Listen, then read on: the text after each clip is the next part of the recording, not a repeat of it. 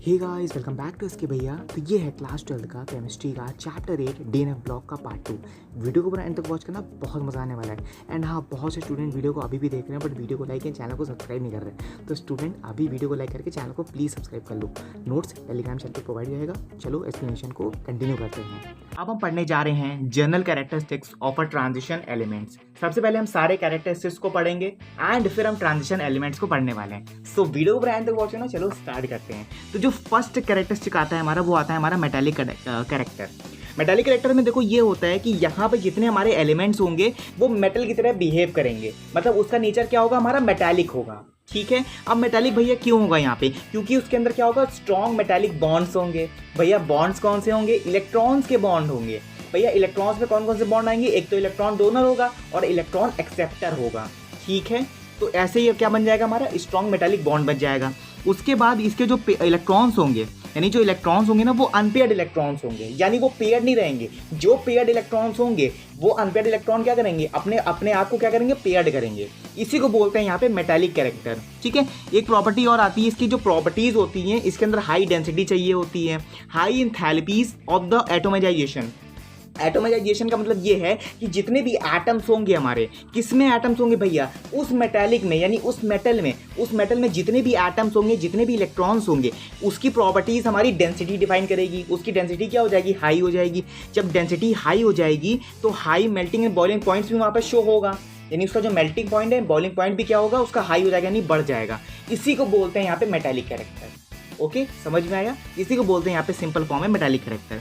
अब आता है यहाँ पे हमारा एटॉमिक रेडियाई। एटॉमिक रेडियाई भैया क्या होता है, यहाँ पे जितने भी हमारे एटम्स होंगे उसका जो एटॉमिक रेडियस होगा वो डिक्रीज हो जाएगा, यानी जितने भी एटम की प्रोबेबिलिटी होगी ना, प्रोबेबिलिटी कहने का मतलब है जितनी भी हाई फ्रीक्वेंसी या फिर हाई डेंसिटी कहोगे वो डिक्रीज हो जाएगी यहाँ पे।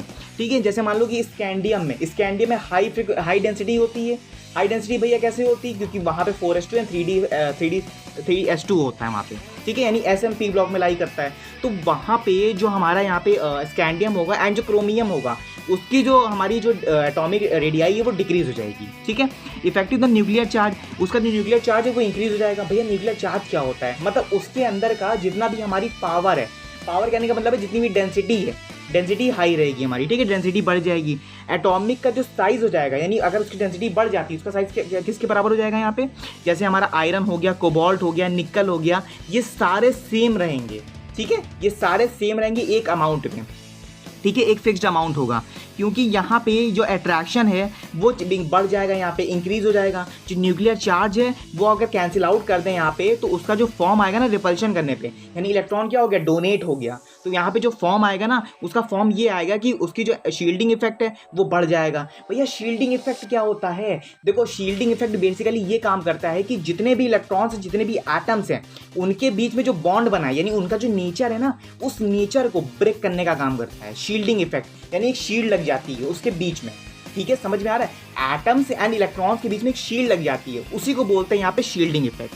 ठीक है। शील्डिंग इफेक्ट वो क्या हो जाएगी, इंक्रीज हो जाएगी। Electrons effect and the copper and zinc, यानी कॉपर एंड जिंक की जो इलेक्ट्रिक फील्डिंग, मतलब इलेक्ट्रिक फील्डिंग नहीं, शील्डिंग इफेक्ट जो है तुम्हारा, शील्डिंग इफेक्ट क्या हो जाएगा यहाँ पे, हाई पावर में हो जाएगा। उसी को बोलते हैं यहाँ पे हम atomic radii. Electron repulsion decreases, electron में क्या हो जाएगा, रिपल्शन होगा। एटम्स में क्या होगा, अट्रैक्शन होगा, क्योंकि शील्डिंग इफेक्ट हमारी पॉजिटिव रहती है। तो जितने भी एटम्स हमारे पॉजिटिव होंगे, जितने भी इलेक्ट्रॉन्स पॉजिटिव होंगे, वो पॉजिटिव तो गेन करेंगे, बट जितने भी इलेक्ट्रॉन्स निगेटिव होंगे वो रिपल्शन करेंगे, एंड जितने भी एटम्स निगेटिव होंगे वो अट्रैक्शन करेंगे। भैया अट्रैक्शन क्यों करेंगे, क्योंकि निगेटिव पॉजिटिव दोनों में आ रहा है, निगेटिव पॉजिटिव दोनों में आ रहा है, लेकिन जो शील्ड बनेगी ना वो एटम से मिलकर बनेगी। यहाँ पे वर्ड ही है हमारा एटम रेडियाई। समझ में आया। अब एटॉमिक रेडियाई है हमारा, यानी जितने भी एटम्स होंगे वो रेडियस में कन्वर्ट हो जाएंगे, वहाँ पे एक रेडियाई बनाएंगे, तो जितनी भी एटम्स की शील्ड होगी ना वो एटम से रिप्रेजेंट होगी। ठीक है। समझ में आया। स्टूडेंट प्लीज़ अच्छे से समझो, कोई इतना कंसेप्चुअल नहीं है, अच्छे से कंसेप्ट की क्लैरिटी रखो। ठीक है। तो वहाँ पे क्या हो जाएगा, इंक्रीज हो जाएगा, क्या, रिपल्शन इंक्रीज हो जाएगा, किसका, इलेक्ट्रॉन्स का। ठीक है, समझ में आया? और समझ में आ रहा है तो प्लीज़ एक लाइक बटन दबा दो हमारा, एंड ये सब्सक्राइब का बटन है वो दबा दो, ठीक है? मैं बार बार तुम लोग से बोलता रहता हूँ लाइक एंड सब्सक्राइब कर दो, प्लीज़ कर दो लाइक एंड सब्सक्राइब, ठीक है? चलो फिर हम बढ़ते हैं यहाँ पे आगे। देखो हमारा आता है फिर यहाँ पे लैंथोनाइड कॉन्ट्रैक्शन। भैया लैंथोनाइड कॉन्ट्रैक्शन क्या होता है मैं बता चुका हूँ तुम लोग को, लैंथोनाइड्स क्या होते हैं, ठीक है? अब आते हैं हम लैंथोनाइड कॉन्ट्रैक्शन पे। देखो लैंथोनाइड कॉन्ट्रैक्शन बेसिकली ये होते हैं कि जितने भी एटम्स होते हैं एंड जितने भी हमारे रेडियस हैं, एटम्स हैं एंड आयोनिक, किसके भैया रेडियस होंगे? आयंस के रेडियस होंगे ना, आयनिक रेडियाई उसको बोलते हैं यहाँ पे आयनिक रेडियाई, ठीक है? जितने भी हमारे एटॉमिक रेडियाई है या फिर आयनिक रेडियाई है, ट्रांजिशन मेटल्स, जितने भी ट्रांजिशन मेटल्स होंगे, जितने भी एटॉमिक नंबर होंगे वो बढ़ जाएंगे हमारे। भैया बढ़ क्यों जाएंगे यहाँ पे? बढ़ बेसिकली इसलिए जाएंगे क्योंकि यहाँ पे इंक्रीजमेंट हो रहा है। किसके किसके बीच में इंक्रीज हो रहा है भैया? यहाँ पे एटॉमिक एंड रेडियस, जब एटम्स एंड आयंस जब मिलते हैं साथ में तो वो एक हाई मेटालिक बॉन्ड बनाते हैं, हाई मेटालिक डेंसिटी क्रिएट करते हैं वहाँ पे। तो जब ये सब फ्रीक्वेंसी एंड फ्रीक्वेंसी कह रहे हैं, not frequency, is a density and इनका जो टेम्परेचर होता है वो जब क्रिएट करते हैं तो यहाँ पे जो फिलिंग और ऑर्बिटल होती है, फिलिंग ऑर्बिटल भैया कौन सी होगी यहाँ पे? 4f orbital and 5d orbital. तो दो ही ऑर्बिटल होती है हमारी, 4f एंड 5d ऑर्बिटल। तो ये दोनों ऑर्बिटल में क्या हो जाएगा? यहाँ पे इलेक्ट्रॉन्स फील्ड हो जाएंगे। क्या हो जाएंगे भैया? यहाँ पे इलेक्ट्रॉन्स फील हो जाएंगे। तो जब इलेक्ट्रॉन्स फील हो जाएंगे तो यहाँ पे जो कॉन्ट्रैक्शन होगा इसका जो कॉन्ट्रैक्शन होगा वो लैंथोनाइड कॉन्ट्रैक्शन के इक्वल हो जाएगा। इसी को बोलते हैं यहाँ पे लैंथोनाइड कॉन्ट्रैक्शन, ठीक है? The filling of the 4f and 5d orbitals and the atomic radii will decrease, ठीक है? Atomic radii will decrease is called the lanthanide contraction. अगर एटम्स एंड आयंस को मिलके अगर यहाँ पे एक ऑर्बिटल को फिल कर रहे हैं, यहाँ पे यानी एक पॉइंट को फिल कर रहे हैं अगर हम, और उसका एटॉमिक रेडियाई डिक्रीज हो जाता है, इसी को बोलते हैं यहाँ पे हम लैंथोनाइड कॉन्ट्रैक्शन, ठीक है? समझ में आ रहा है? लैंथोनाइड कॉन्ट्रैक्शन बोलेंगे। फिर देखो एक लाइन और लिखी है यहाँ पे कि जो हमारी सेकंड रो होती है, second row of the transition elements and the almost the similar to above the third row of the transition elements. जितने भी हमारे सेकंड ट्रांजिशन एलिमेंट्स होंगे और जितने भी हमारे थर्ड ट्रांजिशन एलिमेंट्स होंगे वो दोनों लाई करेंगे 4f ऑर्बिटल और 5d ऑर्बिटल्स में। मतलब कहने का मतलब ये है कि मतलब मैंने तुम लोग को ये रिप्रेजेंट किया कि जितने भी 4f ऑर्बिटल्स होंगे एंड जितने भी हमारे 5d ऑर्बिटल्स होंगे वो किस में लाई करेंगे? वो किस में लाई करेंगे? एक ऑर्बिटल में लाई करेंगे। भैया कौन सी ऑर्बिटल होगी? वो हमारी d ऑर्बिटल भी हो सकती है एंड हमारी f ऑर्बिटल भी हो सकती है, ठीक है? इन सब जितने भी एलिमेंट्स होंगे उसमें लाई करेंगे। तो ये सिंपल सा तुम्हारा होता है लैंथोनाइड कॉन्ट्रैक्शन, ठीक है? फिर आता है हमारे यहाँ पे ionic enthalpy, ionization enthalpy. Ionization enthalpy भैया क्या होता है? यहाँ पे देखो, यहाँ पे ये चीज़ होता है कि जितनी भी हमारी इरेगुलर वेरिएशंस होती है, इरेगुलर करने का मतलब है यहाँ पे जितने भी हमारे आयंस होंगे, फालतू के जो आयंस होंगे, फालतू का मतलब मैं इस तरह यूज़ कर रहा हूँ क्योंकि यहाँ पे ऐसे आयंस होंगे जो निगेटिव चार्ज क्रिएट करेंगे। किसके साथ भैया चार्ज क्रिएट करेंगे? इलेक्ट्रॉन्स के साथ करेंगे। इलेक्ट्रॉन के साथ जब चार्ज क्रिएट करेंगे तो वो बहुत ही मतलब यूजलेस होंगे, वो यूजलेस आयंस है, यूजलेस इलेक्ट्रॉन्स होंगे, ठीक है? तो वो इलेक्ट्रॉन्स एंड वो आयंस हमारे के मिलके क्या बनाएंगे? एक एनर्जी क्रिएट करेंगे। किस में भैया एनर्जी क्रिएट करेंगे? ट्रांजिशन एलिमेंट्स में। ट्रांजिशन एलिमेंट तुम लोग को बता रखा है यहाँ पे zinc, cadmium, mercury, iron, cobalt, ये सब तुम्हारे क्या होंगे? ट्रांजिशन एलिमेंट्स होंगे, ठीक है? ट्रांजिशन एलिमेंट्स से जब एनर्जी क्रिएट करेंगे तो वहाँ पे जो उसका एटॉमिक साइज होगा वो किसके बराबर हो जाएगा? यहाँ पे किसके बराबर हो जाएगा? यहाँ पे आयोनाइजेशन एनर्जी के बराबर हो जाएगा यहाँ पे, क्योंकि वहाँ पे एनर्जी क्या होगी? आयोनाइज हो गई, डिक्रीज हो गई वहाँ पे एनर्जी, ठीक है? इसी को बोलते हैं यहाँ पे आयोनाइजेशन एनर्जी, ठीक है? समझ में आ रहा है? या फिर इंथैल्पी बोल सकते हो। आयोनाइजेशन एनर्जी यहाँ पे डिक्रीज हो जाएगी ना, तो उसी को बोलते हैं यहाँ पे आयोनाइजेशन इंथैल्पी। इंथैल्पी का वर्ड होता है बेसिकली यहाँ पे एनर्जी, ठीक है? इंथैल्पी का मतलब क्या होता है यहाँ पे? एनर्जी, ठीक है? फिर देखो यहाँ पे 5d orbit transition series is the higher. अगर यहाँ पे ट्रांजिशन सीरीज की बात करें, अगर 5d ऑर्बिटल में अगर ट्रांजिशन सीरीज की बात करें अगर, तो यहाँ पे हाई हो जाएगी। भैया हाई क्यों हो जाएगी यहाँ पे? क्योंकि जितने भी 3d सीरीज होगी, जितनी 4d सीरीज के जितने भी सीरीज के एलिमेंट्स होंगे वो लैंथोनाइड कॉन्ट्रैक्शंस में लाई करेंगे। लैंथोनाइड कॉन्ट्रैक्शन में बेसिकली इसलिए लाई करेंगे क्योंकि वहाँ पे जो एटम्स एंड आयंस का जो मिक्सचर होता है, यानी जो शील्डिंग इफेक्ट होती है वो पॉजिटिव होती है, यानी इलेक्ट्रॉन्स एक्सेप्टर का काम होगा वहाँ पे। तो इसीलिए यहाँ पे लैंथोनाइड कॉन्ट्रैक्शन का वर्क होगा, ठीक है? यानी वर्क नहीं कह सकते बट ये कह सकते हैं हम लोग कि यहाँ पे उसका एक फॉर्म होगा, ठीक है? आयोनाइजेशन इंथैल्पी में। इसी को बोलते हैं यहाँ पे सिंपल फॉर्म में आयोनाइजेशन एनर्जी, क्योंकि एनर्जी का यहाँ पे आयंस में क्या हो गया? डिस्ट्रीब्यूशन हुआ, इंथैल्पी के हिसाब से हुआ, ठीक है? इसी को बोलते हैं यहाँ पे आयोनाइजेशन इंथैल्पी। समझ में आ गया होगा। अब आता है हमारा यहाँ पे ऑक्सीडेशन स्टेट। ऑक्सीडेशन स्टेट क्या होता है भैया? यहाँ पे भैया सिंपल सी बात है, ऑक्सीडेशन स्टेट यहाँ पे एक मिडिल लेवल पे होगा। बिल्कुल सही है, बिल्कुल सही है। ग्राउंड से स्टेट लेके जो अगर तुम एक ऑक्सीडेशन स्टेट तक यानी एक हायर स्टेट तक जाओगे, उसी को बोलते हैं यहाँ पे ऑक्सीडेशन स्टेट। ठीक है। Transition metal shows the variable oxidation state, जितने भी ट्रांजिशन मेटल्स होंगे वो हमारे एक वेरिएबल ऑक्सीडेशन स्टेट क्रिएट करेंगे।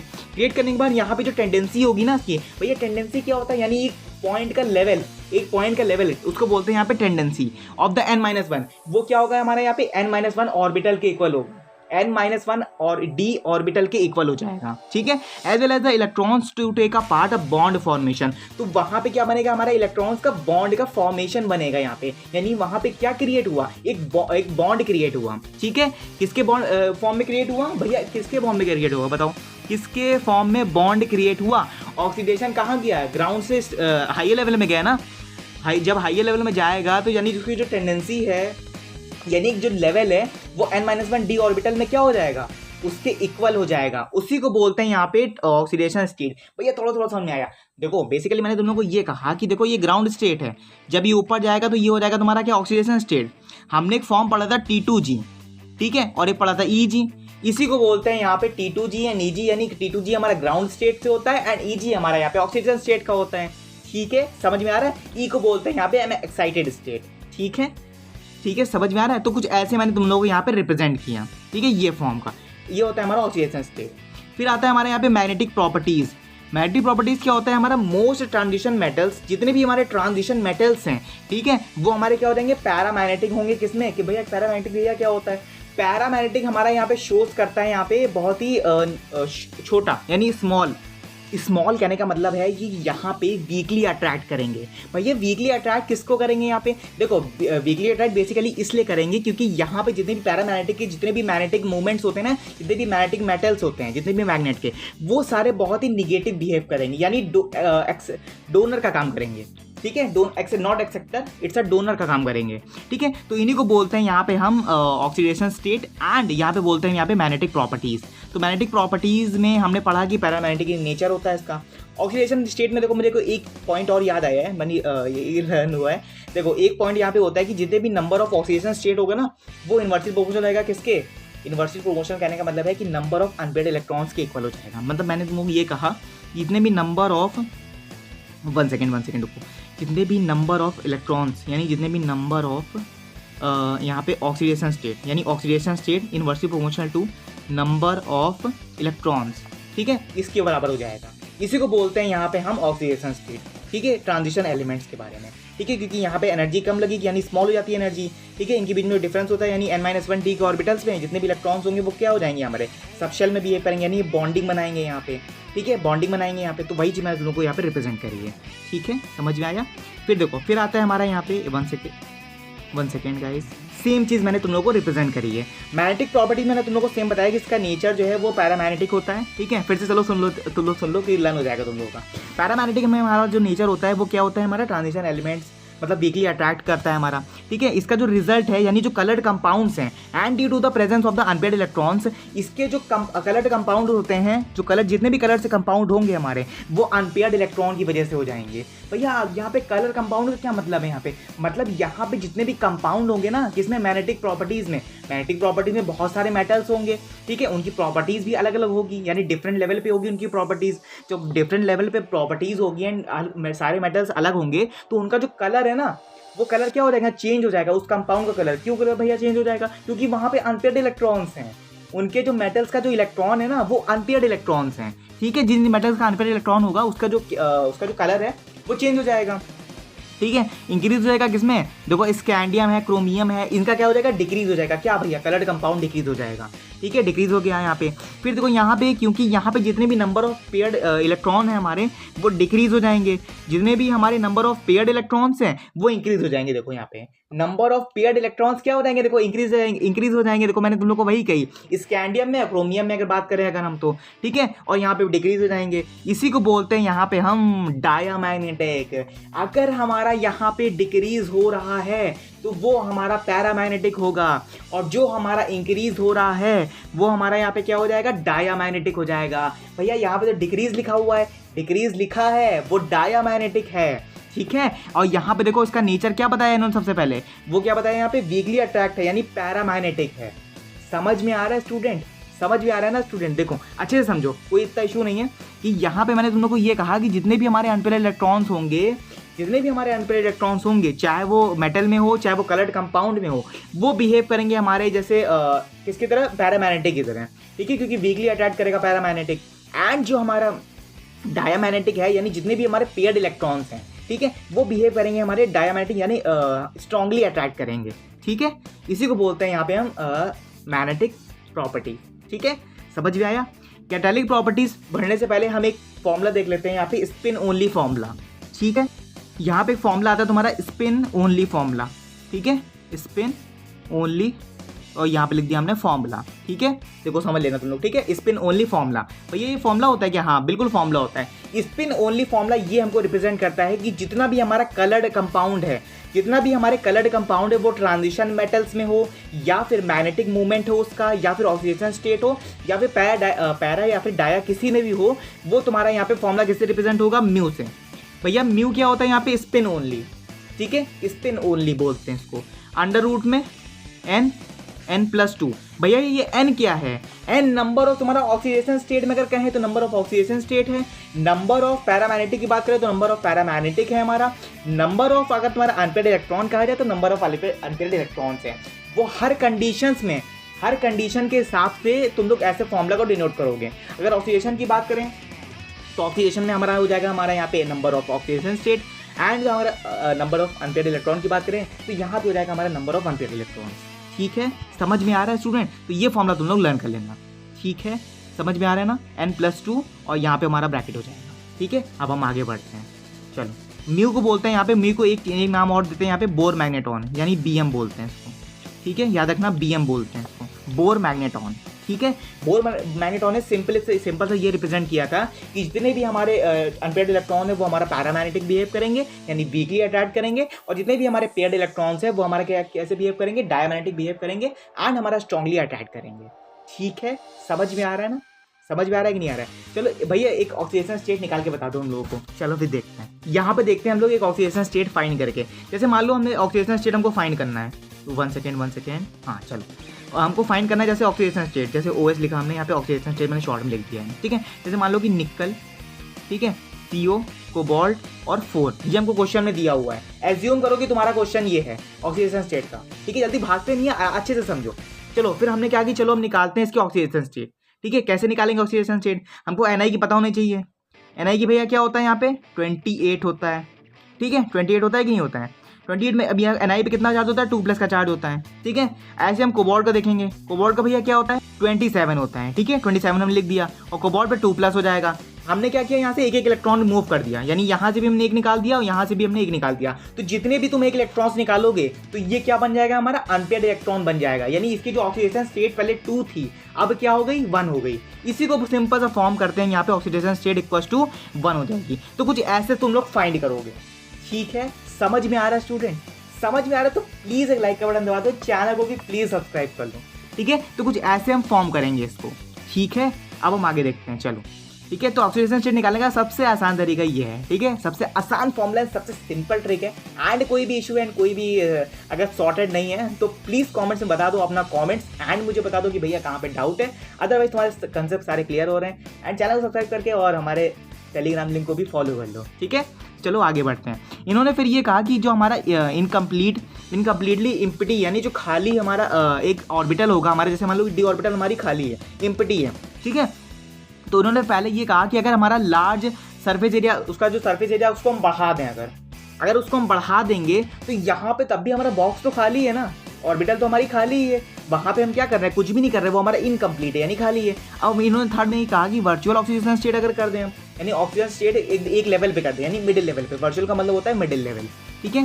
फोर्थ में इन्होंने ये कहा कि ability to form the complexes, अगर यहाँ पे हम कॉम्प्लेक्सेस को फॉर्म कर दें। कॉम्प्लेक्सेस कहने का मतलब ये है कि एक कॉम्प्लेक्स को अगर हम यहाँ पे फॉर्म कर दें, किस फॉर्म में कर दें भाई? इनकम्प्लीटली फिल्ड या कम्प्लीटली फिल्ड में? As your wish your question, तुम्हारे क्वेश्चंस पे डिपेंड करता है कि वो क्या होगा, ठीक है। तो देखो यहाँ पे अगर कॉम्प्लेक्स को फॉर्म करोगे तो यहाँ पे जैसे आयरन हो गया, निकल हो गया, ठीक है, V2O3 एंड प्लैटिनम हो गया, मॉलिब्डेनम हो गया, कोबाल्ट हो गया, एंड यूज टू कैटलिस्ट, इन कैटलिस्ट में हम लोग यूज कर सकते हैं इन कॉम्प्लेक्स को, ठीक है। समझ में आ रहा है ना स्टूडेंट? इन कॉम्प्लेक्स को हम यूज कर सकते हैं, ठीक है। तो ऐसे हम कैटलिस्ट में हम एक एक फॉर्म को हम यूज़ करेंगे, यानी ऑक्सीडेशन स्टेट को हम पहले चेक करेंगे एंड फिर जितना भी हमारा फॉर्म दिया होगा यानी पैरा एंड डायमैग्नेटिक उसको हम चेक करेंगे किसी भी कॉम्प्लेक्स। ठीक है, तो आज के लिए इतना ही रखते हैं। 19 मिनट्स की वीडियो हो चुकी है ऑलमोस्ट। तुम लोग इतना पढ़ो, पार्ट 2 है तुम्हारा, एंड होता है यहीं पे, एंड जो हमारा आगे सेशन आएगा वो हमारा पार्ट 3 आएगा। तो आई होप कि वीडियो अच्छी लगी होगी, एंड वीडियो अच्छी लगी तो प्लीज़ लाइक करके चैनल को प्लीज़ सब्सक्राइब कर लो। एंड अगेन दोबारा से रिपीट कर रहा हूँ मैं। तो मिलते हैं हमारे नेक्स्ट पार्ट में। Thanks for watching.